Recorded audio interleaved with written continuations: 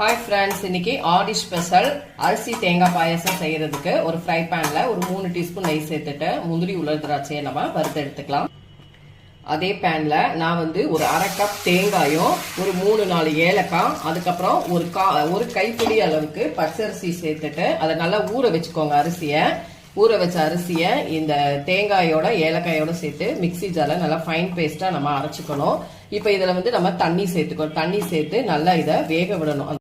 இப்ப பாருங்க, நமக்கு நல்லா இது வெந்து கப் அளவுக்கு நான் பொடித்த வெல்லம் சேர்த்திருக்கேன். அரை கப் அளவுக்கு தண்ணி சேர்த்துட்டு இதை நம்ம சக்கரை கரைஞ்சா போதும். இந்த வெல்லம் இப்ப பாருங்க, நமக்கு நல்லா திக்காயிடுச்சு. இப்ப நம்ம எடுத்து வச்சிருந்த அந்த வெல்லம் இதை உள்ள ஊத்திக்கலாம்.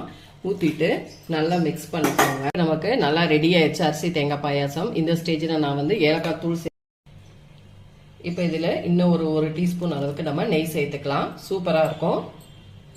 ஆடி ஸ்பெஷல் அரிசி தேங்காய் பாயாசம் சூப்பரா ரெடி ஆயிடுச்சு. கண்டிப்பா இந்த ரெசிபியை நீங்களும் செஞ்சு பாருங்க. இதை நெய்வேத்தியமா நீங்க செய்யலாம். இந்த ரெசிபியை செஞ்சு பார்த்துட்டு என்னோட வீடியோஸை லைக் அண்ட் ஷேர் பண்ணுங்க. மறக்காம கவிதாஸ் கிச்சனுக்கு சப்ஸ்கிரைப் பண்ணிக்கோங்க. தேங்க்யூ.